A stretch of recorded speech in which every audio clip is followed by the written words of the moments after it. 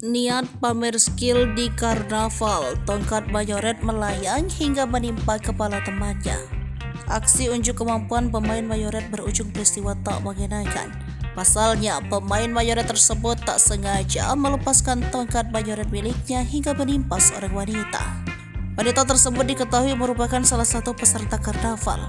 Diketahui kejadian tersebut terjadi di Ngawi, Jawa Timur. Insiden tersebut viral di media sosial usai diunggah oleh akun @terangmedia pada Minggu, 20 Agustus 2023. Kejadian tersebut bermula ketika sedang berlangsung acara Karnaval yang diselenggarakan untuk memeriahkan ulang tahun Republik Indonesia ke-17 Agustus 2023 kemarin. Acara Karnaval tersebut turut dimeriahkan dengan aksi barisan drum band yang dipimpin oleh seorang Mayoret laki-laki.